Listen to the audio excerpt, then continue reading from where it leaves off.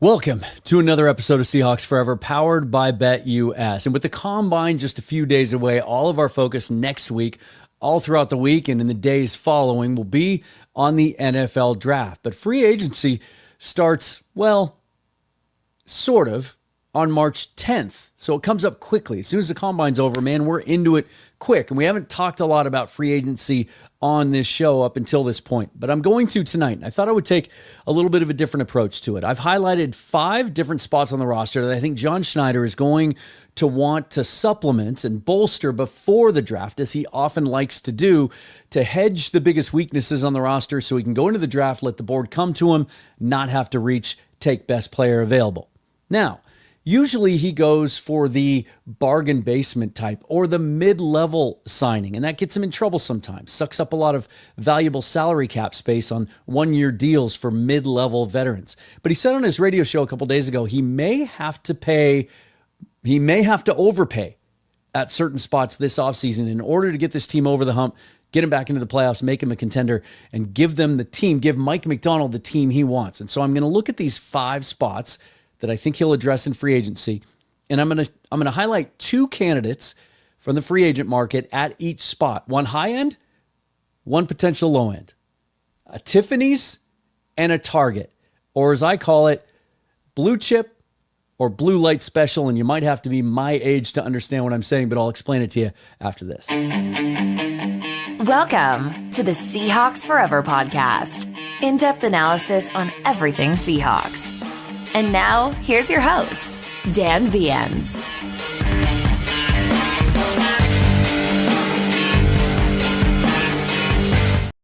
Head on over to BetUS and sign up for your new account today, and you will get a 150% sign-up bonus on your first deposit, 125% on your second and third deposits, up to $2,000 using the promo code YouTube150. Get in on all their live betting for all the major sports events that are happening around the world currently.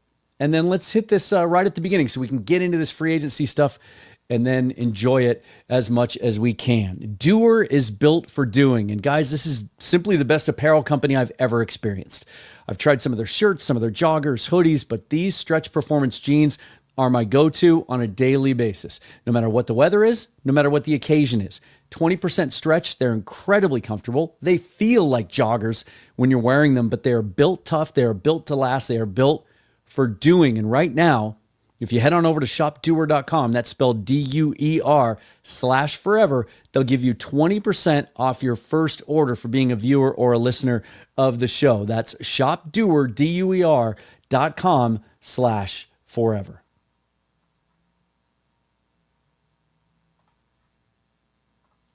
All right, guys, welcome back. So we're going to talk a lot about free agency here in a couple of weeks. The focus between now and then is mostly going to be on the Combine, right? But it's coming up quick, and it's important.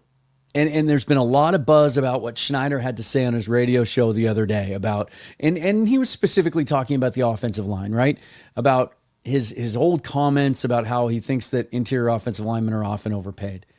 He tried to clarify those comments this week by saying that, they were taken as to mean that he doesn't ever want to pay significantly for interior offensive line. We know that really not to be true because he's attempted to in the past. Tried to pry David Dielman away from the Chargers with a big contract. He wanted to stay and finish his career there. Tried to give TJ Lang a very significant contract at the prime of his career, at least before the injuries took their toll, but he decided at the last second to stay in Detroit. Traded for Gabe Jackson, gave him a pretty solid extension. And then there's been lots of mistakes. And there's been a lot of kind of bargain bin shopping at that position. But in response to that, he said, not what I meant. I meant that because there's so few good ones, teams tend to overspend. It's supply and demand. But Then he clarified it by saying, I may have to this year, and also acknowledging it's the biggest weakness on the team. Well, we're going to talk about more than just the offensive line today. There's 5 positions that I think he's going to try to address in free agency before the draft so that he can just let the draft come to him, as I said at the top. And we're going to get into that, and then I'll give you one candidate that I think would be near the top of the market. We'll call them the blue chippers. And then another one that could be a great value, under the radar, bounce back candidates, guys that just haven't flashed yet, guys that haven't had an opportunity. Maybe they were blocked on their roster and they're going to hit free agency and they're looking for an opportunity to get more snaps. Before we do that, hit that like button, subscribe to the channel if you don't already, and hit the bell for notification of future episodes. If you want to support me and or the show in any other way, all of those methods and ways and means are listed down in the description with links included. All right, so the 5 positions that I've highlighted that I think there will be an attempt to address in free agency at some level before the draft. Tight end. It's a big need, you guys. I mean, we love the rookie year that A.J. Barner had. And I even saw a projection a couple of days ago from a national publication, can't remember which one off the top of my head though, and called Barner a potential breakout tight end 1 in his second year. But other than that, Farrell Brown was on a 1-year deal, likely not to be back. Noah Fant has a big cap hit coming up this year, $8.5 million. They have to make a decision. I think in what Clint Kubiak wants to do, he would fit, but that contract would have to be adjusted, right? And then Brady Russell is technically a free agent, but he's an exclusive rights guy. They can tender him and bring him back. But he hasn't shown that he can stay healthy, let alone produce on the field. It's a big need, especially given how much Clint Kubiak likes to run 12 and 13 personnel. So that's one. Wide receiver's another one. We all assume that Tyler Lockett's not going to be in this roster. Schneider said they're working through those things recently, or he or McDonald said that. I think it was Schneider. He's not going to be on the roster. You know, he says he wants to keep playing. Maybe there's an outside shot that they work something out if Tyler's really motivated to do that. But I think the team's going to want to go in a different direction, right? I think they're going to want a wide receiver 3 that offers more than what Tyler can provide. So I think that's a big one, because outside of that, you know, now you're down to Jake Bobo. He's a limited player. Tariq Young never really developed the way that we had hoped. Cody White had some flashes last year, and you know, may have a shot to do more this year, but they need someone, right? And this isn't as good of a wide receiver draft as the last 3 or 4 epic wide receiver drafts. So I think they'll be looking to add somebody in free agency. You know, last year they did Laviska Shenault. I think that's a good example of the kind of value they might be looking for. Guy that's still young, guy who has some upside, maybe hasn't really had the right opportunity yet. Defensive tackle, right? We love that defensive line last year, and we love what we see from Byron Murphy heading into his second year. Hope that he can take another step. We love the year that Leonard Williams just had, but the rest of that line is really uncertain. We haven't gotten anything out of Cameron Young yet. He hasn't been able to stay healthy, the 4th round pick out of Mississippi State 2 years ago. Haven't gotten anything out of Mike Morris yet, who just hasn't cracked the rotation. Jonathan Hankins looked like he was kind of on fumes last year on his last legs. He was a 1-year deal, so he's a free agent. Jaron Reed's a free agent. I think they'd like to have him back. He looks like he can still play. That might happen, might not. Roy Robertson Harris. Mike McDonald has good things to say about his contributions last year. One of those guys that does the dirty work, doesn't really show up on the stat sheet, doesn't get a lot of the attention, but does the things that need to be done. But his money the next 2 years is 0 of it is guaranteed. And so he's a cut candidate to clear some roster space as well. He's on the other side of 30. So suddenly a position of strength a year ago, after years and years and years of John Schneider chasing the defensive line, trying to get it and build it up, including the edge positions, to where it can be formidable enough to compete, finally gets there. And then, you know, now we're back to basically Leonard Williams and Byron Murphy are the only 2 known quantities. So I think that's an area of need that they'll try to address in free agency. Cornerback, right? Trey Brown, free agent. I wouldn't expect him back. Reek Woolen's back. there's questions, kind of an up and down year, a polarizing guy. Some say trade him. Some say, nope, there's still elite upside there. Devin Witherspoon obviously is there, but they prefer to play him more in the slot. We saw Josh Jobe come up from the practice squad and establish himself last year. Can they count on him? Can we really count on him being a good starter all season long? And then from there, you get down to Nehemiah Pritchett, last year's 5th-round pick out of Auburn. Had some snaps last year, got some run at the end of the year, had some uneven moments, and then the annual perpetual yo-yo of Artie Burns. He's off the roster, he's on it. Every time he plays, he contributes, but he can't stay healthy. It's a need. It's a big need. I think both in the draft and free agency, and I wouldn't be surprised if they add, actually at a couple of these positions, if they add in free agency and then still in the draft. And then, of course, we will finish up with the offensive line. We'll save the best for last. Nothing more need to be said about that situation. So here is what I've done. First, before we get into this, I just did a quick little salary cap recap for myself, pass it along to you, what I came up with using the over the cap calculator. We'll do a full salary cap show shortly before free agency starts. And I'll bring one of the cap experts that we talked to and get their view. Really get into the minutia and try to come up with a number of effective cap space and try to determine exactly what the Seahawks will have to spend. But just roughly, this is what I came up with. Currently, with the news the other day, the salary cap's going to go up higher than most teams projected. The Seahawks are about $6.5 million over the salary cap. That's an improvement. It was 12. So they have some work to do.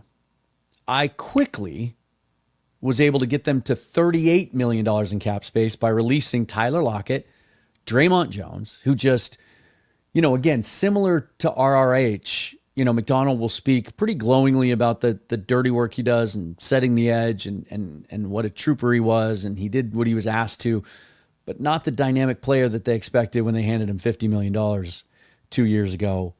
And they've got so much depth at outside linebacker / edge. And it's a really good class for that, too. So he's gone. Rayshawn Jenkins, so I think they like, and there's a chance that he could be back, but that's a pretty easy non-guaranteed contract in the last year of his 2-year deal. So I'm just going to assume that they cut him. Again, could bring him back a little bit later. Robertson Harris is the other one. And then George Fant, who just wasn't able to stay healthy last year. Now we know that, Abe Lucas seems to be as close to 100% as he's been the last 2 years. Maybe he's a guy you can count on this year, year 2 of Michael Jarrell. I think they're likely to sign a guy potentially to maybe fill that role they hoped Fant would fill last year that can play both sides. So it'll be interesting to see how that goes. But for now, I'm cutting George Fant. That gets you to $38 million. Now, it's not a true $38 million. You have to account for the draft and practice squad and contingencies, injury reserve, that kind of stuff. But it gives you an idea of, you can get back in the black pretty quick. And then if I cut Noah Fant, mentioned earlier, $8.5 million, that gets you to just under $47 million. If they decide, if Clint Kubiak thinks, hey, this guy, I can work with this guy, Noah Fant fits what I want to do, okay, then they probably restructure him. And so that $8.5 million cap hit probably comes down pretty substantially if you think he's going to be part of the future. And then I haven't even begun to get into restructuring Uchenna Nwosu. They kind of kicked his bonus can down the road, said they're going to delay that decision a little bit. To me, that indicates they are going to redo his deal. That'll clear some more space. If DK Metcalf gets an extension, that's going to lower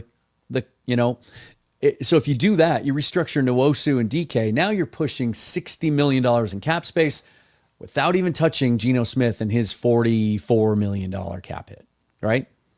You extend Geno, and now you could get to 65, 70 million, which allows you to be aggressive in bringing back Ernest Jones. And then you start to look at the other internal free agents, and there aren't that many priorities, guys you have to re-sign. So it leaves you some flexibility. John Schneider, if he wants to, can be true to his word from the other day, as much as he was maybe trying to be funny, and be aggressive and sign a really significant free agent or two. So let's start at tight end. And here's what I came up with, right? A blue chip and a blue light special. And I promised I would tell you what that means. If you've never heard that term before, Kmart, which I don't even think Kmart exists anymore. They've been closing down shops or their stores, but they were essentially a discount shopping store. Think one step below Walmart.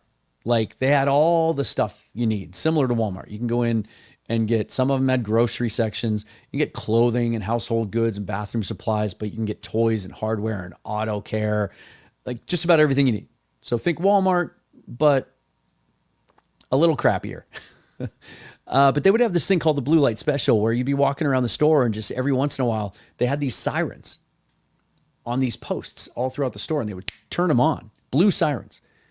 And for the length of time that those sirens were on, there were specific deals that you could get during that time. So that's where that statement comes from. Blue light special, right?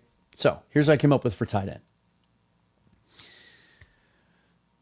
And to be fair, and this isn't the only position where this is the case, there really isn't an elite tight end that's available in free agency this offseason, right?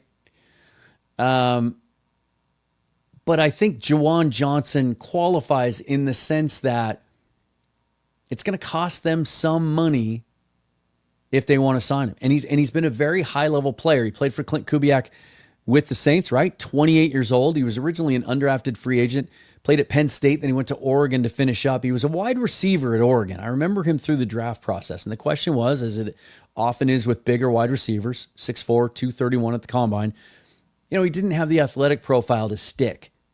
So he moved to tight end with the Saints. He was kind of on and off the practice squad there with them. And then things really clicked. The last 3 years, 190 catches, 1,500 yards, 14 touchdowns. By comparison, last 3 years, Noah Fant, 170 catches, more yards, 1,900, just 10 touchdowns. This guy could really, with what Kubiak likes to do in the red zone, or with tight ends, could really be a weapon in the red zone, which certainly was an area, was an issue for the Seahawks last year. Now, Spot Track is projecting him to be worth 3 years, $30 million. And so that's why I figured that Noah Fant cut into, my little capsule on the salary cap to lead this off, because unlikely that you're going to keep Noah Fant at an $8.5 million cap hit and sign a Juwan Johnson for $10 million average annual value. Now, if you like Fant and he's still, on the right side of 30 and you want to sign it, you want to add a couple of years on and lower that cap hit, maybe you can put together a really cool duo. But he's probably the guy, when you look at the list of available free agent tight ends, that I think makes the most sense and might have the most impact, but he's going to cost you some money. Blue light special. There's a bunch of them, right? Guys that, get drafted on day 2 and just don't live up to billing, or guys that have had injury issues. Ton of those guys I could have chose from. But I really liked what I saw when I started digging into Tommy Tremble of the Panthers. Played at Notre Dame, 3rd rounder in 2021. Not a big, productive, dynamic, like headline grabbing type guy, but very, very consistent. Here are his catch totals over the last 4 seasons: 20, 19, 23, 23, 9 TDs over that span, right? Pretty average player across the board. PFF likes him in that mid-average range. Most of his grades are in the mid-60s. He isn't great at any one thing, but he's good at everything. Seems to have more upside as a receiver than a blocker, but he wouldn't cost as much. They don't even give him a projection. I think he made $1.5 million last year in year 4 of his 3rd round rookie deal. So a guy that wouldn't cost a lot, but just might be a really good 3rd tight end for Clint Kubiak to add to that group. And so that's what I came up with for them. So that's the format, right? That's what we're going to do with each of these positions. So let me know what you think. And also, as I go through these, if you're someone that nerds out on this stuff and you look at the free agent list, you look at Spot Track, Over the Cap, and you've got a favorite, kind of an under the radar guy, or a guy that you think would be a great fit, put it in the comments and we'll talk about it when we're all done here. Let's move on to wide receiver, right? And now in this case, there is a blue chipper, right? Oh, there we go. That's the right graphic. Come on, Dan. One of these days, I'm going to be good at this, you guys. One of these days. T. Higgins is going to hit the market. It looks like some people think he won't, but man, the way the Bengals are talking, I mean, just outwardly talking about how they can't, literally saying, we can't pay everybody, but you can. And Joe Burrow's a little miffed about it. You want to try, if you can, with what you have invested in that quarterback and how much he means to that team. And basically it's the identity of what they do there. Try to find a way to keep he and Chase together, but it might not be likely. And it feels to me like this guy's going to hit the market, right? 330 catches, 4,600 yards, 34 touchdowns, despite battling some injury issues the last couple of years. Still only 26 years old, prime of his career. This is when you hit the market, right? This is how you take advantage of free agency. But Spot Track is putting his average annual value projection at $25 million a year. As awesome as it would be to see him playing with DK Metcalf and Jackson Smith and Jigba, like, might he be the perfect complement, a guy that can run a full route tree, right? At all areas of the field, be a middle of the field demon, hit you deep, let DK focus on what he does best and be a physical player, let JSN kind of run the slot and do what he does. It's not going to happen, right? And then this is another one of those positions where there was a ton of guys to choose from, bargain basement type, right? A lot of them, again, like a lot of failed second-round picks. D. Eskridge is a free agent this year. Good example. Tutu Atwell, who came out in that same draft, is another guy that just never really, always showed flashes with the Rams, but never really found his footing. There's a bunch of guys like that on the market, tons of them. And even though this isn't an elite wide receiver draft class the way some of the last few have been, it's deep and varied. And what that means is the guys at the bottom of this free agent class, after the first and second wave go by, I think there's going to be some Laviska Shenault type bargains to be had on 1-year bounce back deals. And I think Rondale Moore is a really good example of that, right? We saw him here play in the division. Second round pick in 2021 by the Cardinals out of Purdue. Still just 24 years old. As much as COVID, impacted a lot of these draft prospects now, we're seeing him come out at 24. This kid's just 24 years old now, and he just completed his rookie contract. He was so dynamic at Purdue. He burst on the scene as a true freshman with 114 catches, 1,200 yards, 12 touchdowns receiving. And he also had 8.3 yards per carry as a rusher. The first time he touched the ball as a runner, had a 70-plus yard touchdown, 3 touchdowns on the ground, dynamic player. He was traded to Atlanta last March, and Atlanta had big plans with Zach Robinson there as the new offensive coordinator from the McVay tree, had big plans to kind of use him as that multifaceted, multi-position player. Hand him the ball out of the backfield, run jet sweeps, run bubble screens. He can beat you deep, elite speed at the combine coming out. But then he had a pretty significant knee injury in March, robbed him of the entire season. Couldn't find anything specific other than some reports and speculation that he should be ready to go by training camp. But Spot Track is putting his projected value at $1.5 million, like a 1-year, $1.5 million deal. Is what Spot Track is saying. To me, it's a perfect bounce back candidate and a guy that I think Kubiak, the type of player he might be looking for. We saw what he did before he got hurt with Shaheed in New Orleans, kind of using him in that same manner. And you talk about, being a Schneider type player. This is what one scouting director for an NFC team said about Rondale Moore. I absolutely love his game. So much dog in him once he's got the rock. You want guys like him on your team. So again, tons of bounce back candidates out there on that free agent list. But he's one that I think would be a lot of fun and literally cost you peanuts. Defensive tackle. This one, again, there isn't an elite guy hitting. There isn't a Christian Wilkins this year. There just isn't, right? There's a bunch of older players that, guys like Sheldon Rankins just released by the Bengals the other day. Guys that have kind of been around the block, have some tread on the tires, or have their tires are worn a little bit. And so couldn't find an elite guy here, but I thought this qualified, right? As a blue chip on the right side there, B.J. Hill, defensive tackle, most recently with the Bengals. He's almost 30, still not 30. Feels like he's been around forever, right? Former second rounder, 6'3", 311, so not that true nose tackle that we really want the Seahawks to get to kind of free up Byron Murphy. But a guy that could, I think, if they don't bring Jaron Reed back, could slide into that role. Really athletic, ran a 4.9 at the combine. He was known early on as a penetrating one-gapper, but he became a pretty reliable run defender over his time. PFF still views him favorably. He had his highest score this last season since 2021, his highest grade from them, and he's very consistent. Every single year that he's been in the NFL, his PFF grade has been between 68 and 75. Very consistent grades in both run and pass defense, and he's projected to command a contract of 2 years and about $18 million. That might seem a little rich, but if you're bringing back Jaron Reed, it's probably pretty close to that. Maybe a little under because Reed's a little bit older. If you move on from Jaron Reed, I think something like that might make sense.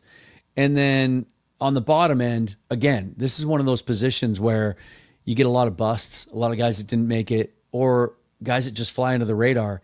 And I'm not quite sure why Bobby Brown III was kind of at the bottom of this list. Like, he's another one of those guys at Spot Track, didn't even do a projection for. We know him well. He played with the Rams, obviously, the last 4 years. He's another guy just like Rondale Moore. He's just now 24 years old. 6'4", 328. He does fit more of that nose tackle mold. He is a run stopper. He was 21st in the league last year out of 140 qualifying defensive linemen in run defense per PFF. 24 years old, run stopper, early down player. What you were hoping to get out of Jonathan Hankins, but younger and cheaper. I think he would make a ton of sense if they were to bring him in. Despite the fact that y'all might not like the idea of like former Rams, right? But I'm not done looking at former players of division rivals. And actually in these last couple of groups, a couple of familiar faces and names for Seahawk players. Let's go to cornerback, where we actually have one of each of those things that I just described. Because I think that the bluest chip guy out there, not based on last year, coming off a down year, but that's going to help him be a little bit more affordable, is Charvarius Ward of the 49ers, right? 29 years old now. As I said, coming off a down year, he was ranked 148th out of 223 outside corners last year by PFF. Did not intercept a ball last year, but 2022 and 2023, he was one of the better corners in the league, right? Top 10 in coverage both years, third in run defense grade. And that's why I think he might be a guy that would appeal to Mike Macdonald if they want to invest some money in that position, right? They might not want to. Depends on the length of contract he can command. Because if they like Reek Woolen and they're thinking about extending him, then you're going to want to make sure that that cornerback room is kind of balanced on the ledger, right? But because of that run defense that he plays, the willingness to come up and hit and play run support, I think he's a guy that might be able to fit. However, Spot Track is not predicting too much of a discount coming off a down year. They've got his projection at 3 years, $46 million. Probably a little rich. Wouldn't make a lot of sense if they did that, in my opinion. But he's the example of what I'm talking about at the top end of the market if you chose to go that way. And then the blue light special, and he's kind of become this the last couple of years, our old friend Ahkello Witherspoon, who not that long ago claimed that he was the best corner in the NFL. He had the 1 year in Seattle a couple of years ago. I think it was 2022. Still just 29 years old. One of those long corners, 6'2", 195. Bounced around after a great 2020 season. He was really good his last season in San Francisco, and then he was, according to PFF grades anyway, he was really solid with the Seahawks as well. Had a very up and down experience in Pittsburgh, and then the Rams have kind of brought him in, kicked him to the curb, brought him back again late last year. But as my friend Jake Ellenbogen, who covers the Rams full-time, says, every time he was on the field, the Rams defense was just better. Like, you may not view him as a big-time player, but he's kind of like a taller version of Artie Burns, that he just gets the job done, and the defense as a whole seems to play better when he's on the field. And again, he can do one of the things that Mike Macdonald likes in all of his defenders. He can get after the passer. Remember that quote he had last year about, hey, if I'm going to send you, if I'm going to let you blitz, you damn well better get there. Well, he had a 96 grade on PFF for pass rush last year. That's an elite PFF score. Played for $1.5 million last year. Cheap veteran insurance policy. If they don't mind revisiting an old friend. And he's not old to Mike Macdonald. He's never coached him before, so he doesn't care if he played in Seattle or not up until this point. All right, as I said, save the best for last. And I've got a little bit of a curveball on this one before I show this to you, because the blue light special is someone who wouldn't even have to rent a new house or apartment or buy a house or whatever. When you're someone at the bottom of a roster, you probably should rent and not buy, especially in the Seattle market. But here's what I mean by that. The blue chip is a guy that I'm going to be talking a lot about over the next couple of weeks because I think he makes so much sense. I just can't put it any better than that. He just makes too much sense. I think when Clint Kubiak sat down with KJR the other day after his introductory press conference, and he said that his scheme revolves around an elite center. He had Eric McCoy in New Orleans, and maybe that raised some eyebrows. He's a very, very good player. I don't know that anyone would call him elite, but if Eric McCoy is elite, then Drew Dalman is elite, and he is a free agent that the Atlanta Falcons may not be able to re-sign because they're kind of tied up against salary cap, and they've got some other more pressing needs on the defensive side of the ball. He's 27 years old, fourth rounder in 2021 out of Stanford. Knew him well during the draft process, studied him. I had a ton of people that year in the draft tell me, Drew Dalman. I thought he was too small. In fact, at that time, I don't even think he was listed at 300 pounds. He's just now listed at 6'3", 300. But we've seen undersized centers succeed before, particularly in an outside zone run scheme like Kubiak prefers. Reportedly, and I think Corbin Smith talked about this over the last couple of days, or he and I were DMing, and he told me this, that the Seahawks really liked him in that draft, despite the fact that he was a little bit on the smaller side. But he's an outstanding athlete, a really smooth operator. The tape is fun to watch. Really quick out of his stance, gets to the second level as well as anyone, knows how to position his body and use his hands. He can get up and wall off a blocker, even if the blocker has outside shade, like he can still beat him there if the run's going that way. He's impressive to watch. And I think he's the ideal fit. Not a fit for every scheme, but he certainly would be with the Seahawks. This could be the kid. He only made $4.2 million on his first contract, and I was surprised by this. His spot track projection is 3 years, $20 million. Average annual value of $6.8 million. Like, that surprised me. Like, Tyler Biadasz got 9.8 last year, and he's not as good an athlete. Connor Williams, if he had stayed and played the whole season for the Seahawks, was going to earn $6 million coming off his second major injury of his career.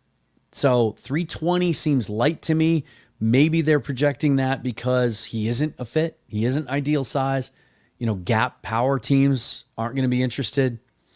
But in my opinion, even if that is low and it's 330, you go get that done. You fix something that's been a glaring revolving door weakness for years and years and years and years. You fix it long term, and you instantly improve your offensive line. And then if you want to go cheap, you don't want to invest there, or maybe you invest at guard, right? You go out and you sign Mekhi Becton, or you sign Trey Smith or James Daniels, Will Fries, one of those guys, and you decide to invest your money at guard instead of center. How about Jalen Sundell, the undrafted rookie out of NDSU last year that made, they liked him so much he made the final 53 to the surprise of us all. They protected him all year long, never risked exposing him to waivers, moving him to the practice squad, even though for the first half of the season, till Williams retired, they were carrying 3 centers. They don't usually do that. His athletic profile fits the scheme to a T. It's almost identical to Connor Williams. Like he's a 90 plus relative athletic score guy. Really moves well at 6'5", 305. Even played some tackle at NDSU. He instantly stood out in preseason to me last year. And then he just, every time he got an opportunity, he did get some run when Oluwatimi was hurt in the Green Bay game, got 48 snaps in that game. And despite the fact that game didn't go well, I thought he accounted well for himself. I think he would be a really, really intriguing option if somebody else outbids him for Dalman, or they decide to go guard instead with their investment in free agency. I think when I looked at the list, I couldn't find anybody else at the bottom that would be that blue light special that honestly that I liked more than Drew Dalman. I mean, Jalen Sundell.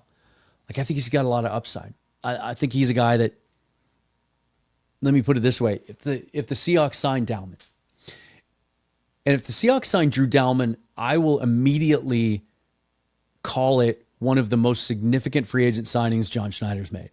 Maybe one of the most significant acquisitions, period. Trade, draft, signings. I just think he's a perfect fit at the perfect time. He's a West Coast guy. Like, this might have some appeal to him playing in the system. Like I said, it almost makes so much sense. It's a little too good to be true. But Sundell's a guy, I think if that happens, I think there's a chance Oluwatimi isn't on this roster next year. Maybe they try and trade him for a late pick, a conditional pick, or maybe he just gets released. I think Sundell's a guy that can play guard and center. And even if you bring Dalman in, he could be like that super sub. He's just so athletic. He's really proficient. His footwork's great. He's mechanically good. I think he's got a ton of upside. I really do. Which is why, I wouldn't even be shocked if they go the veteran stopgap route, right? Like, maybe if Ryan Kelly hits the market, the longtime Indianapolis Colts outstanding center, I think he's 34 now. That would be a Kevin Zeitler type deal. That would be a 1-year deal where maybe you bring him in to solidify that spot if you can't get Dalman or gets too rich for you. And then you're grooming Sundell to be the next guy. Like, that's how highly I think of him. Something to consider. All right, let's get in and see what you guys got for me here. We're putting the glasses on for this. Here we go. By the way, I was at Starbucks today working on some of this stuff, and in Mesa, Arizona, and I was wearing this shirt, and I got a Go Cougs from a random passerby. So there's even Cougs down here in the desert. JOLFG. We all know what that means. Let's do it. Hawkmaniac 09. 5 days until the Bulls start running their 40s. Can't wait for the combine this year. Wish I could be there. Just didn't work out this year with the change and everything going on. But next year, absolutely plan to be there. Really plan to make it to the Senior Bowl and the combine next year. But a couple of things about the combine. One is good old friend of the show, my former co-host on the Field Goals podcast, good friend of mine, Dana O'Gorman of Our Turf. She also hops on with Real Hawk Talk and those guys on a regular basis. She's going to the combine, and she's going to check in with us and be on the show in the week after the combine to let us know what she saw down there and some of the things she liked the most. Also, Bill Alvstad, co-host with Keith Myers of the Seahawks Playbook podcast, who lives here in Phoenix, good friend of mine. And we've become friends by doing this over the years. We're going to get together and watch some of the combine together next week. And so most likely I'll get some of his thoughts on the show as well. John Carmen is on time for once. This is a good time slot. And this is one that I think works for a number of reasons. It won't be every night. It'll be 3-4 nights a week.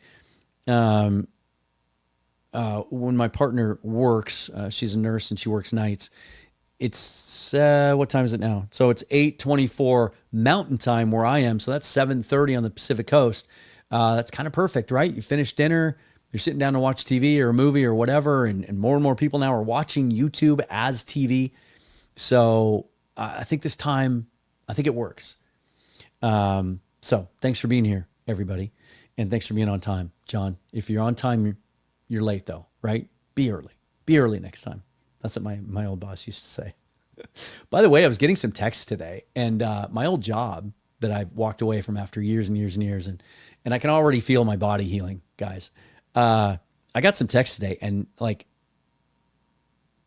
there's so many changes in the 5 or 6 days that I've been gone. It's like all it had to happen was for me to walk out the door and the place is falling apart. No, that's not true. They're going to thrive even without me. Dogzilla Monster, always good to see you. Cheers to all the Hawks fans. Yep, Corey knew Blue Light Special was a Walmart thing. All right, Dogzilla Monster, thank you for the super thanks and the donation. Where the hell's that nice guitar? Oh, never mind. I know. It's in storage, man. I like your idea, though. Dogzilla sent me a listing for a Seahawks painted blue acoustic guitar. I never even thought to look for something like that.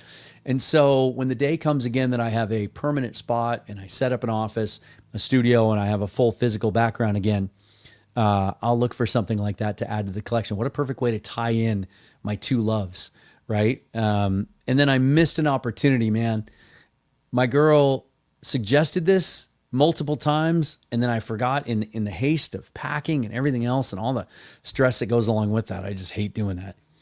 She suggested I take a picture, a really good high quality picture of my background that I had at the last spot, and then I could make it into my green screen so that it would look like I'm still sitting there.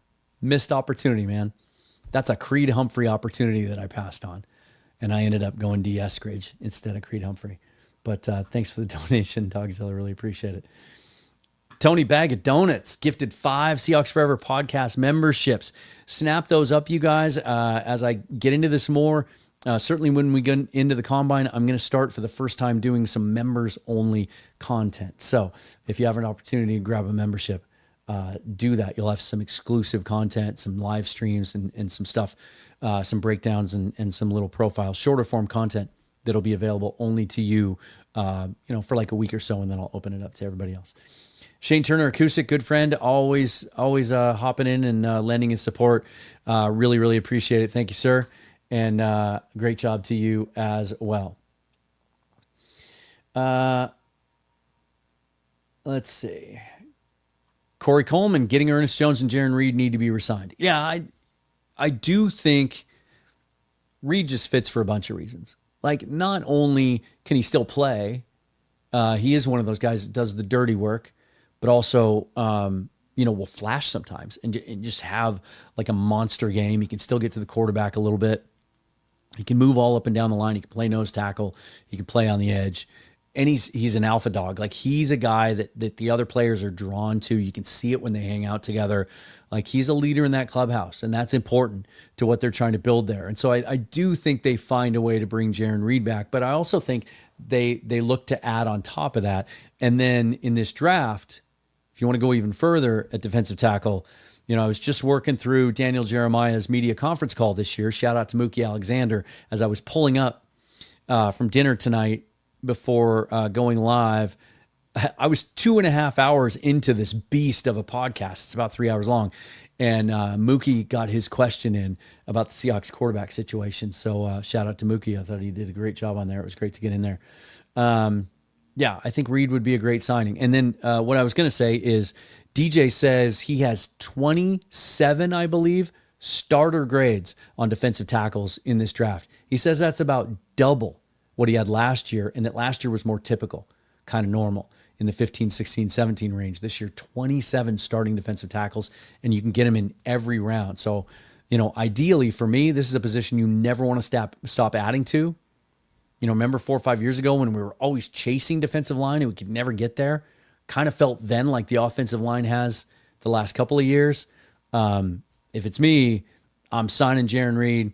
I'm signing another solid vet, right? A guy like Bobby Brown, like I mentioned. And I'm drafting one of these guys too, to add to that. We saw in the Super Bowl how important trenches are and how just having one good dude isn't enough. You got to come at it in waves. You got to be able to rotate. Seahawks Super Bowl team, Michael Bennett, Cliff Averill were backups on that team. Enough said. Hollywood Brown, if he isn't signed by the Chiefs, I don't know what his projection would be. Let me look it up real quick. If you guys want to bear with me, it's a live show. We got nowhere to be, right? Let's see what the projection for Hollywood Brown is. Because a guy that can take the top off, really free things up for DK and JSN underneath. I think that'd be really cool. God, he just has such a hard time staying healthy though. That's always a concern with him. It's a lot of soft tissue injuries and stuff, right? All right. Marquise Brown. Where are you at? There he is. Market value. Spot Track is projecting 2 years, $16 million, $8 million average annual salary. It's in the big picture, that's not too rich. Especially, you extend DK, you drop his cap hit a little bit, you're moving on from Tyler Lockett. Most good teams in the NFL are paying two of their receivers big money. And so actually that kind of makes some sense. He's still just 28 years old, right? He could be a really cool complementary piece at that number if that's what he would come with. And then 2 years, $16 million. If that's the number, then he's off your books at the time that you're going to pay JSN and give him his extension, and probably by about that time too, maybe DK's off your roster by then as well. And now you're only you're paying JSN the big extension, and then you're looking for the next guy. So good suggestion. I like it. Shane Turner, bloody hell, made it from down under. Let's see. Do they have depth at edge, though? So I almost did edge. I did. So I'm glad you asked about it. But I think there is enough there when you consider Boye Mafe, Derek Hall, and what he gave him last year, and Uchenna Nwosu's going to be on this roster. I think they're going to get a redone deal with him that'll lower his cap hit, give him another chance. He finished last year healthy, so he has a healthy offseason. He's a leader in that clubhouse. He's a guy that I think fits exactly what Mike McDonald wants to do. He sets the edge, he plays the run, but he can also get after the quarterback. So that's a really good three-man rotation there. We thought maybe Mike McDonald or Mike Morris would kind of fit into that rotation. He never did. Draymond Jones is going to move on. This edge class is so deep, and it's littered with every type of body type and style. Like stylistically, there's so many different guys in this draft. There's smaller guys like Josiah Stewart and Dominic Ezeraku, but then there's lots and lots of big guys like Kyle Kennard and Nick Scorton and Shamar Stewart and Jordan Birch. I think they'll add in the draft to that rotation. I think that's where you attack that. You want to go young. You want to keep replenishing that, so you always have a young guy coming. I don't think free agency makes a lot of sense for Eds. That's why I left it out of one of the positions that I was going to highlight today. Hawkamaniac, thanks for the donation. And he thanks. So we have a thanks of a thanks. We have a gift of a gift. Thanks for the gift, Tony Bag of Donuts. So Hawkamaniac, welcome to being a member. Just want to show some support to the podcast. The convo is always civil and sensible. Go Hawks in 2025. That's the way I intend to keep it. It's not my thing to be. I won't go off on too large of a tangent here, but there's a couple of aspects to this. Number one, my background's in journalism.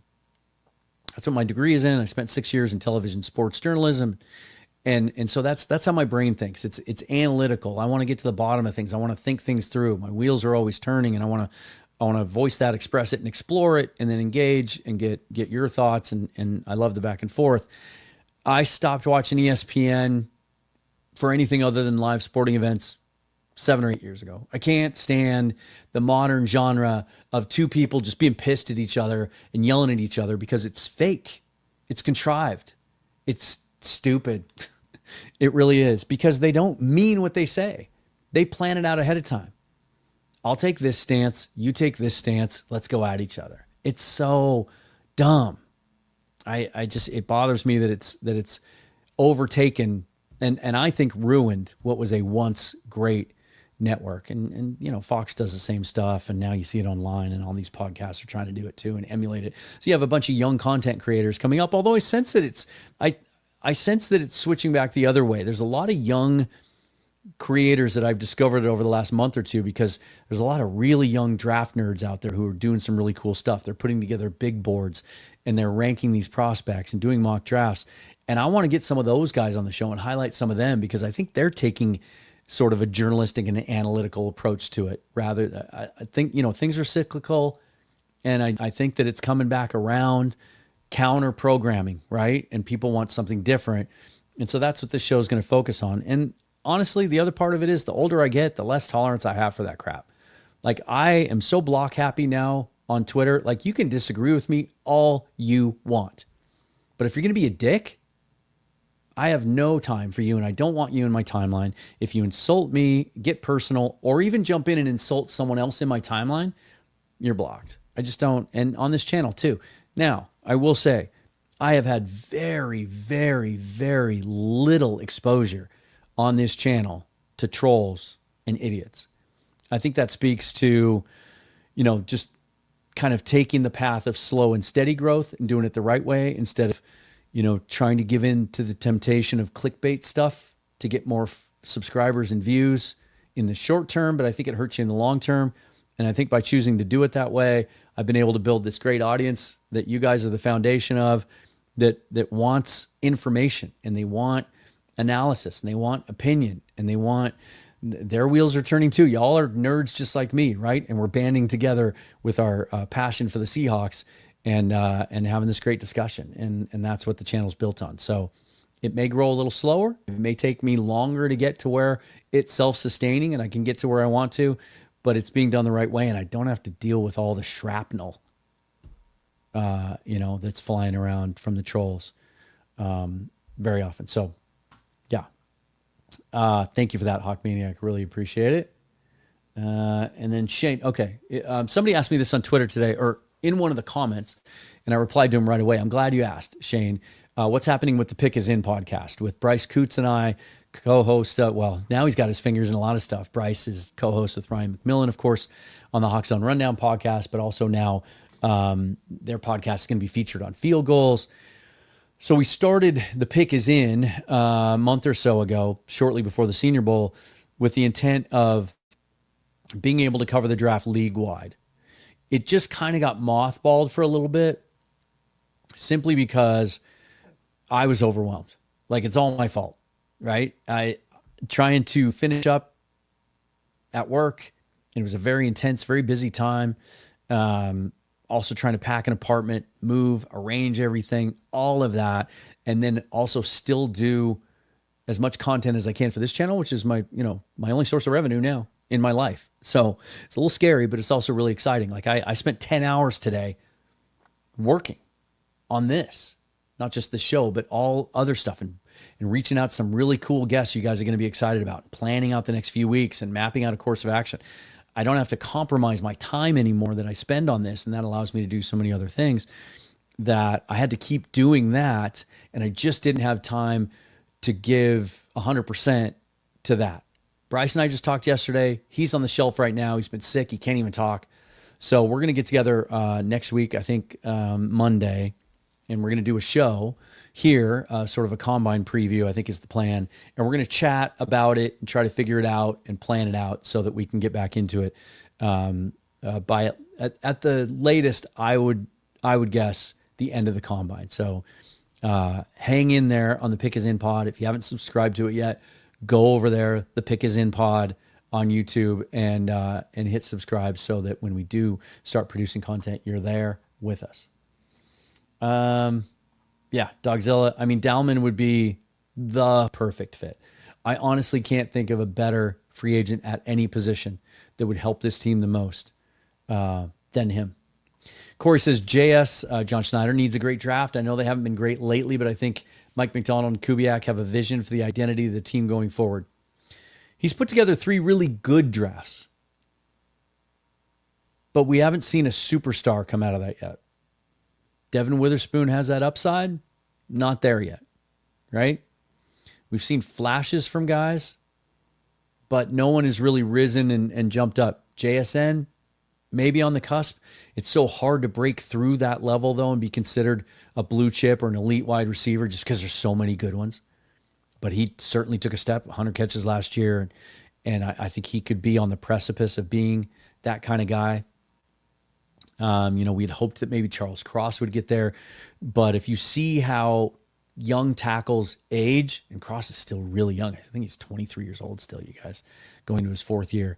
They get better with age. They really do, and they don't peak until they're mid to late 20s. So I think the best is still ahead for Charles Cross, so maybe he can still get there.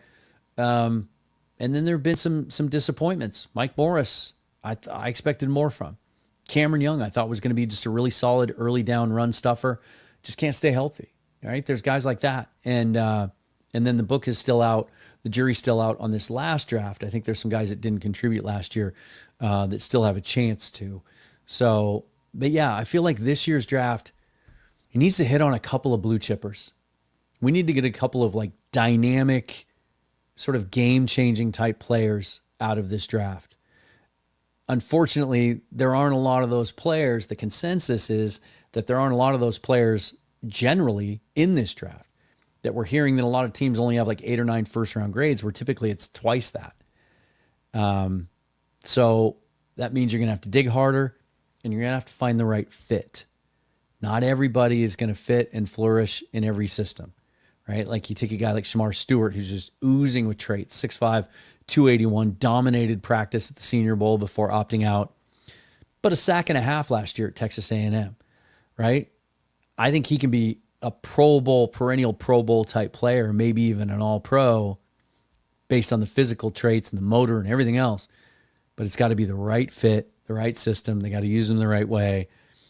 The boom or bust factor is pretty high on a lot of guys in this draft. So, yeah, I mean, some of it's, at the end of the day, a little bit of a crapshoot, but the process has to be good, and it's got to be married with free agency. Last year, I think one of the things that doomed this team is all those mid-level, middle-class free agent one-year deals that he signed last offseason. None of them really panned out. None of them made much of a contribution. So that's got to be better. That's got to change. And I keep telling people all this all the time who want to fire John Schneider. I've had so many people in the last couple of weeks tell me Schneider should be fired just for last offseason. Someone told me the other day it was the worst offseason in the history of the Seattle Seahawks, which I didn't take the time to go back and look, but I could probably find 10 off the top of my head that were way, way, way worse. So that's a little bit hyperbolic. But Howie Roseman was in trouble a year ago. Nick Sirianni was rumored to be on the hot seat a year ago. They lost 5 of their last 6, were getting blown out at the end of the year, weren't even competitive. They lost to Drew Lock, for goodness sake, but they got blown out by some other teams too. Missed the playoffs, stumbled into the offseason, major question marks. Guess what? He had a really good draft where he got 2 starters in his first 2 picks, in Cooper DeJean and Quinyon Mitchell, and then he nailed 2 free agent picks. 1 blue chip, Saquon Barkley, 1 blue light special in Zach Bond for like veteran minimum almost. And he had an all-pro year, basically. So, some of that, it varies from year to year. Not every GM is perfect. But if John Schneider ever needed to put together his best offseason, this is definitely it. But I think that Eagles example just goes to show how one good offseason can completely transform a team. That Eagles team was reeling at the end of last season. Seahawks won 10 games this year. And some fans will tell you the sky is falling. A good offseason, and this team can take the next step. Mr. XD, what's wrong with the receivers on the roster? Could any of them benefit from the new offense? Maybe. It's hard to tell. Like, we were all encouraged by what we saw out of Derek Young as a rookie. Just really athletic, physical, strong, rocked up. And then the stuff that Waldron was doing with him at the end of the year where he's using him out of the backfield and kind of as an H-back. And that seemed really exciting. And then couldn't even earn snaps last year, right? Was losing snaps to Laviska Shenault. We saw Jake Bobo really contribute as a rookie, basically a wide receiver 3 at times, and barely contributed last year, and isn't the kind of dynamic guy that's going to be a guy that gets a ton of snap share anyway. And then, the fact that they kept running Tyler out there as wide receiver 3 when what he was giving you was a little more limited than what he did earlier in his career. It's time to add a guy to this group that's got some punch, John Carmen says, I'd leave it up to Kubiak if he wants Johnson. Yeah, no one's going to know him better. And now, Juwan Johnson's not your typical traditional tight end. He's not going to be an inline. He's a move tight end. He's a Y. But he can be pretty damn elite in that area. Go up on high point balls and run really well down the seam.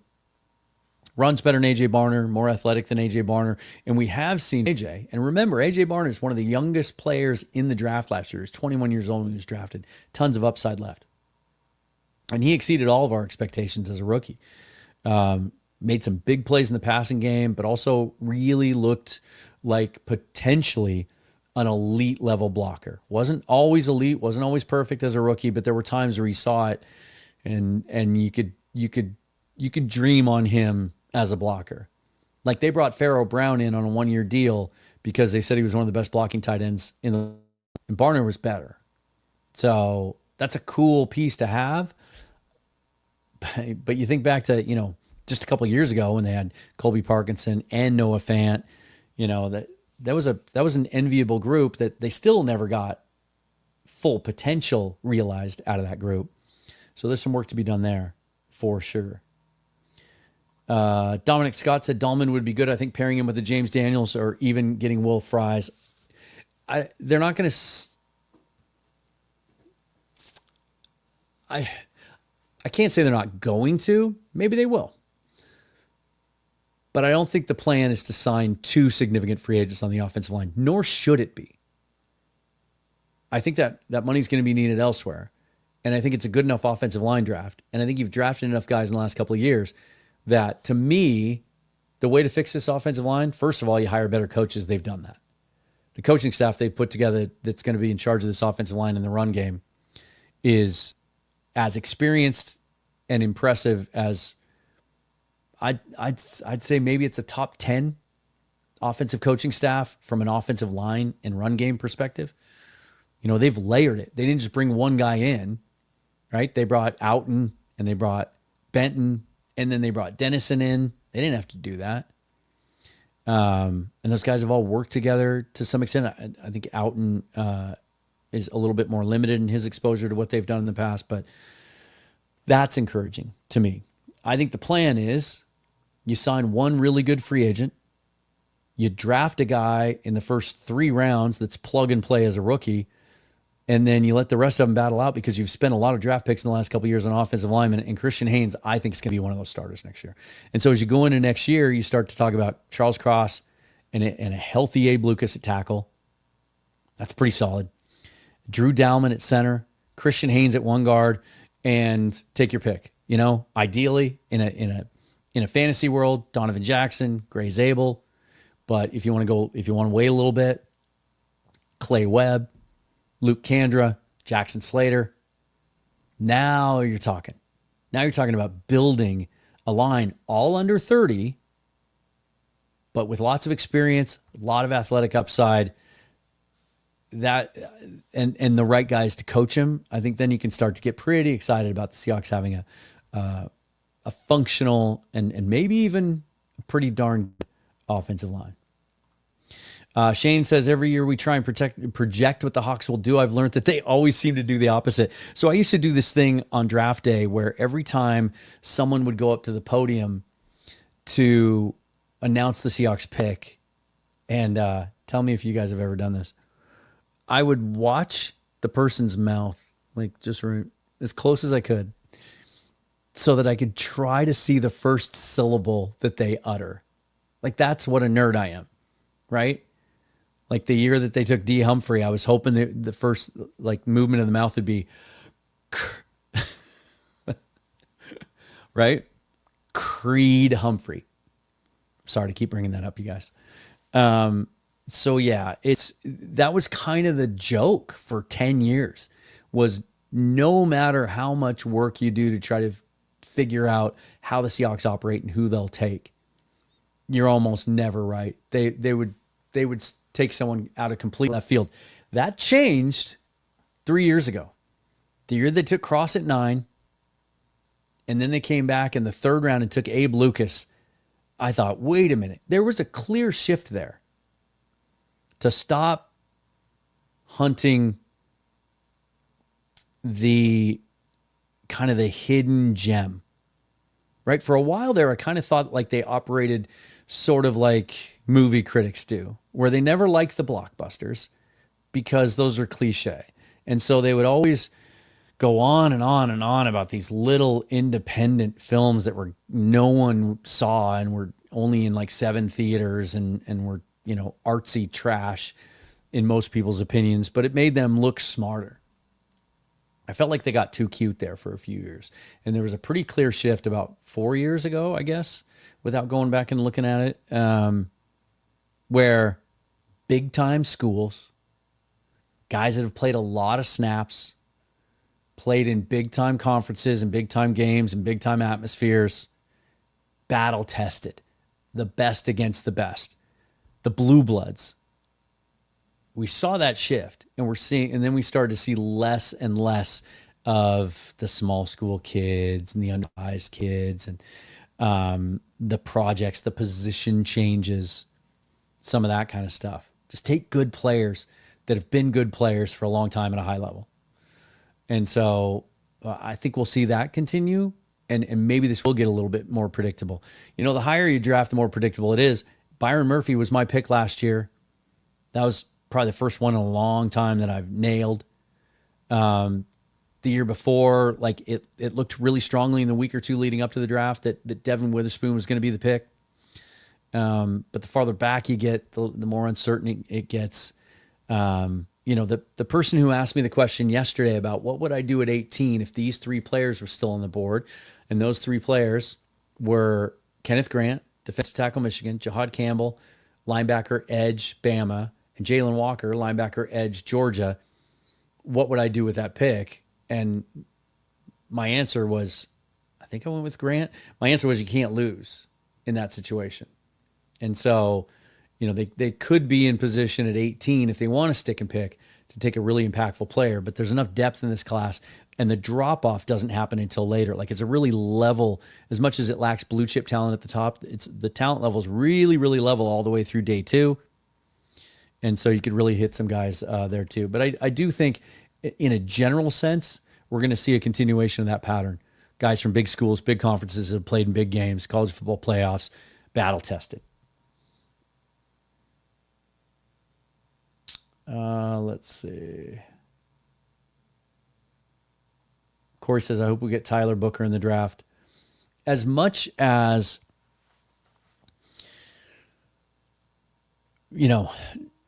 John doesn't have a history of taking interior offensive linemen that high.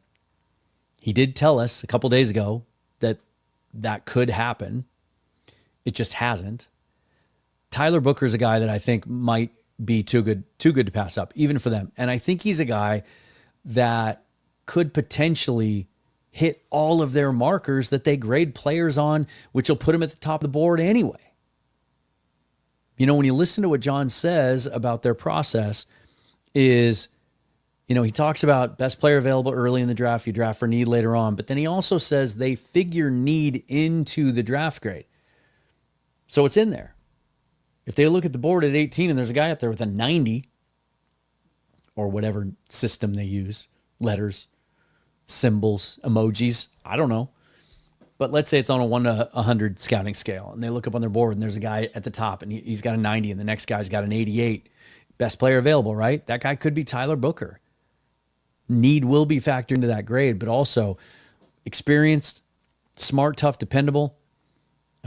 Daniel Jeremiah brought it up on his media call again today. He had one scout tell him that he is like the Will Anderson of the offensive line, that he's that kind of dynamic, next level leader and alpha that players want to follow.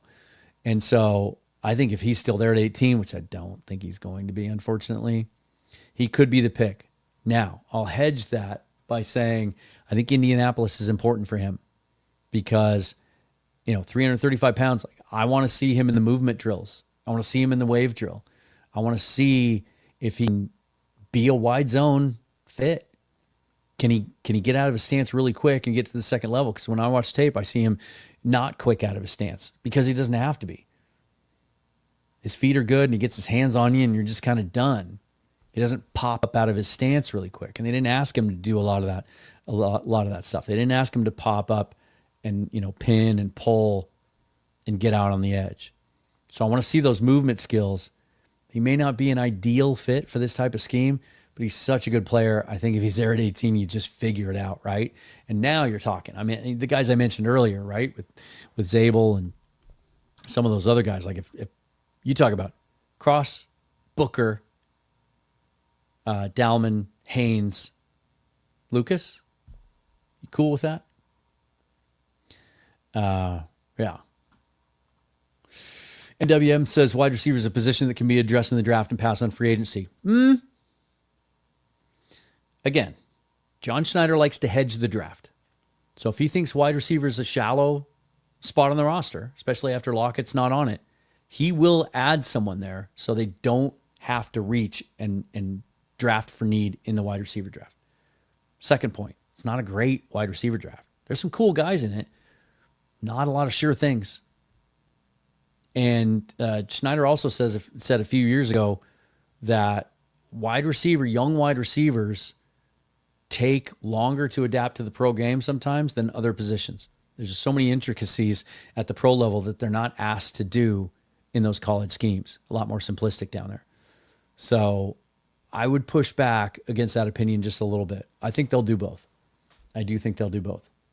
If you get a safe guy in free agency that kind of helps your floor, and then in the draft you go out and you go ceiling. You try to hit on a guy that's got some big time upside, right? Let's see. Yeah, this is a good point. Seahawks will be running very little 3 wide receiver sets. John makes that point. But I think you want different types of guys, right? That can offer you something different. You saw what they had in New Orleans with Chris Olave and then, Shaheed and how their games were different. So you want, DK is a limited player, right? Let's be honest about that. Like what he does really well. He's a really important part of the team. He attracts a lot of attention. I want him on the roster. He's a physical player, but he can't run a complete route tree. And so, JSN obviously can. I think you need that third guy, even if they're not going to be on the field all the time. Plus injuries happen. You got to plan for the future. Like you just got to keep adding.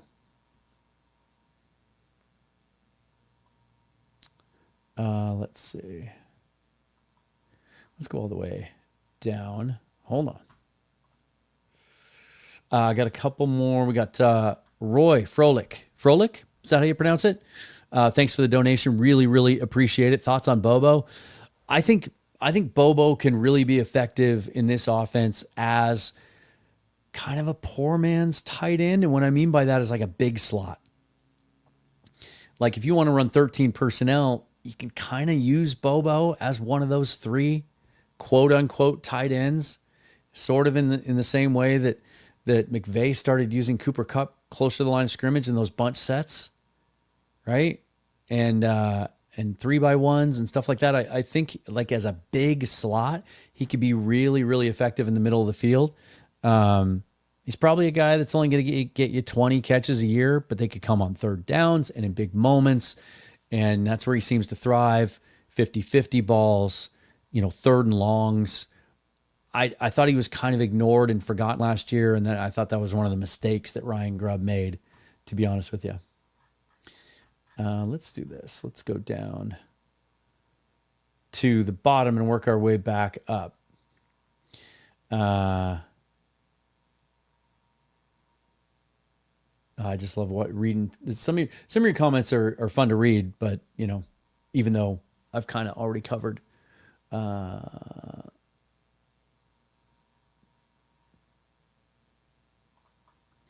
Brendan Meyer says the front office set poor expectations. Of course, people think the sky is falling.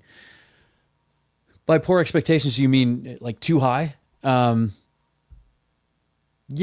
sometimes I wonder about that when I think back to the press conference that John Schneider had when Pete was fired. And he said, the mandate's been set. There's a mandate from ownership. Continue the positive culture, continue winning. We're not interested in a rebuild. I know that I felt like going into the season, the roster was in better shape than it was, that McDonald was super smart. I couldn't have been higher on the hire. And I was excited about the coaching staff. I was wrong about Ryan Grubb, and as a lot of people were. And you can only make so many excuses for so long. You can only say this so many times. But I really do believe, with everything that I've come to know about the new coaching staff and everything that I've read from people I really respect that are way, way, way smarter about this stuff than I am, that this coaching staff they've put together on offense now is so far superior to what they had on offense last year, that a better coaching staff last year with the exact same players on the roster could have won that one or two more games, gotten this team into the playoff. I think the roster on offense was mismanaged on game day, and that showed up at the end of the year with 10-7 and missing the playoffs. Yep, I've been saying this for months. If John Schneider, thanks for the comment, JS better address the O-line or he's got to go. Excuse me. I don't know that it's a one and done situation. I don't know if he's on that hot of a seat. Ownership reveres John Schneider. And I've even been told that as long as Jody Allen owns the team, he's the GM. Now, I don't know that to be true. And certainly things can change. She might have felt that way about Pete Carroll at one point, right? But then what happened. I will say this, though, and I've been saying it for a long time, that I think one more season of not fixing the most glaring issue on the roster and having it show up and impact the team in exactly the same way. They miss the playoffs again. They don't meet expectations, and it's once again because of a dysfunctional offensive line. Then not sure he'll be fired right away, but his seat will become red hot. And I think he's even added fuel to that fire and painted himself into a corner a little bit. And I actually love this with the comments that he's made the last 2 weeks on his radio show on Seattle Sports 710. He's basically told y'all a couple of days ago that it's the biggest problem on the roster. We know we have to fix it.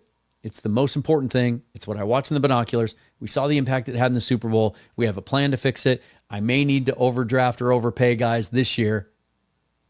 So he's saying it out loud. Like I titled the video the other day. Like he's saying the quiet part out loud now, which is only putting more pressure squarely on his shoulders, but I don't think he minds that. I really don't. I don't think John Schneider, from what I know of him and about him and the conversations I've had with him, like he doesn't do anything out of fear. He just doesn't. He trusts his staff. He trusts his process, but he's always trying to learn. So we might see a different approach this year because he tries to grow every year and find better ways to do things differently. As his head coach says, chasing edges. Same type of, this may be redundant. Do you think JS would get fired if he has another offseason like last year, given the free agents and draft prospects he's selected? And will he listen more to Kubiak and Mike McDonald during player selection? I 100% think that Mike McDonald has a ton of influence, as he should. I think Schneider has a ton of respect for him and wants to provide him with the team, the type of team he says he can win with and that he wants to have, that he trusts McDonald's evaluations. McDonald had only been a Seahawk head coach for 6 weeks last year. Well, no. The draft was 2 months, right? They didn't go to the combine. They didn't go to the Senior Bowl. They didn't do any of that stuff. And yet they took Tyrese Knight in the 4th round, and Schneider said, well, McDonald's the linebacker guru. That's the guy he liked. Well, now he's had a whole year. And if you read the piece from John Boyle, who works for the Seahawks and covers the team for Seahawks.com, the great piece, kind of the behind the curtain thing that he did about this group going to the Senior Bowl, And he talked about Mike Macdonald and how he started it off Tuesday morning in Mobile before the first practice. And he gathered everybody together, the scouts that were there, some front office personnel, Schneider, coaches. And he gave kind of it sounded to me more like a come to Jesus speech than it was a pep talk or a rah-rah speech, where he gave a very brutally honest assessment of the roster and what they need to find this offseason to get to the next level. I think, this is the first reason I started saying heading into this offseason that they were going to fix the offensive line, that you were going to see Schneider operate in a little bit of a different manner this year than before, because Mike Macdonald's going to demand it. I do. And I think John knows that that's to give my coach the type of team that he thinks he needs to win with, which is the exact same type of team that Schneider says he wants too. He's going to have to put in some resources to it. So I'm more excited about seeing how it unfolds this offseason than scared or worried. That's just kind of how my brain thinks anyway. I tend to be a little more optimistic. But I'm just fascinated by this stuff too. I just love watching it unfold. I don't get as nervous as I used to, that it's just they're doomed. They're bound to fail. It's not going to work this year. No. And the more I study this class, the more I think there are very few opportunities to fail. Like, there's so many good players. Like Jeremiah called it a starter draft. Might not be a lot of superstars, but there's a ton of starters. Guys are going to start for a long time in this league. And some of those guys develop into superstars. And they outperform their draft spot. Right? You're going to get superstars out of the second, third, fourth round. It's such a solid draft. Seahawks have their full complement of draft picks this year. They have picks in every round. I've just now only begun playing around with trade down scenarios on the mock draft simulators. I hadn't up until this point because I just thought it was more important to just kind of get a feel for the prospect rankings and where guys sort of slot in at their native picks. But the more I look at it, the more I do think if the opportunity's there to pick up a couple of mid-round picks by moving down this year, this is the year to do it. Unless there's that guy that falls to you that just checks all your boxes. That could be Tyler Booker. That could be Jahad Campbell. And the more, I'm just going to give something away here because we'll talk about more. We'll talk about this more in the combine, and then probably will be worthy of a singled out prospect profile. But as much as I thought it was weird that some big mock drafts came out a month ago, Matt Miller, Lance Zierlein, and have the Seahawks taken Jahad Campbell from Alabama, I thought, wait a minute, we don't need a Mike linebacker. We're going to re-sign Ernest Jones. And Tyrese Knight looked like a hell of a player at weak side linebacker. The more I study Jahad Campbell, the more I think he's a chess piece and a guy that can move around and do it all.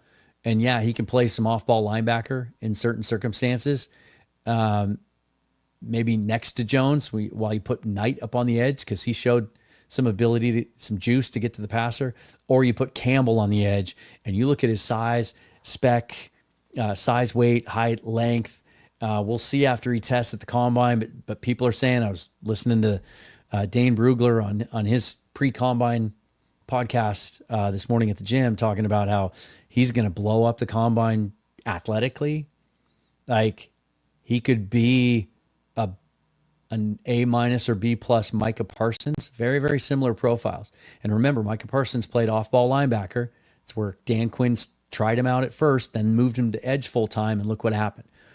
I think Campbell's a guy that can coexist with Jones and Knight and just create a really fun, cool trio. Because remember, in Baltimore, it wasn't just Patrick Queen and Roquan Smith, but Malik Harrison also kind of played that hybrid where he play off-ball linebacker, drop into coverage, but also come up, rush the passer, set the edge.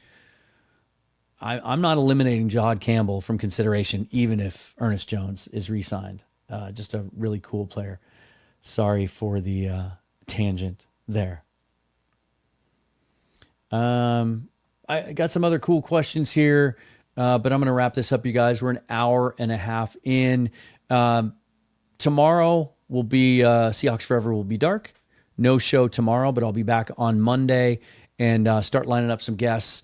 And I think Bryce Coots is going to be joining me on Monday. We're going to do a combine preview and talk about some specific guys that we really want to see perform that we think might fit the Hawks, or that if they test well, will fit the Hawks. Guys that we like based on what we've seen on tape, but we need to see a little something different. Just a little nugget, little example, Miles Frazier, LSU guard, a guy that really, really impressed me at the Senior Bowl. Mauler, big, sturdy, stout, huge anchor. And long enough that actually some teams asked him to play some tackle on Thursday, but that's not where he's going to end up. And it's not just the helmet, but he gave me some Damian Lewis vibes as a plug-and-play guy as a rookie. Perfect example of a guy that I want to see the testing, similar to what I said about Tyler Booker. He's 335. Let's see how he can get out and move. Not sure he's a fit in the wide zone scheme, but if he is, geez, there's a guy in the second round all day long that I'd be pretty excited about if the Seahawks took him. So just one little example. So we'll do that, and then I'll start getting some of those names out there in the schedule and let you know who's coming on the show. Really, really excited about a couple of them, guys that haven't been on the show before. One former player, first-round pick, long-time NFL veteran, analyst, great dude. Just a little hint, little teaser there for you about what you can look forward to next week. So lives every day, and then shorter form content around it next week is what you can look forward to after I take Sunday off. I'm Dan. This is Seahawks Forever. Subscribe to the channel. Hit the thumbs up and the bell for notification of future episodes. You can support me or the show by all the means down below in the description as well. Follow me on Twitter and Blue Sky at Seahawks Forever. And let me know in the comments. Especially if you're one of those that I didn't get to one of your comments or whatever, put it down below in the regular video comments after we're done here with the live stuff. And I try to reply to those, as many of those as I can, and now I have all the time in the world to do that. And so if you've seen the last few videos, you'll see that I'm able to reply more, and so I'll get back to you on those thoughts then.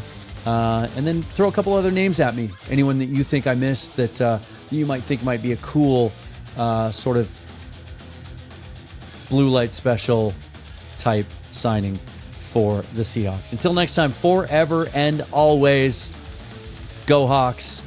Shout out to BetUS for sponsoring the program. Thanks to all of you for watching and supporting as well. Thanks, guys.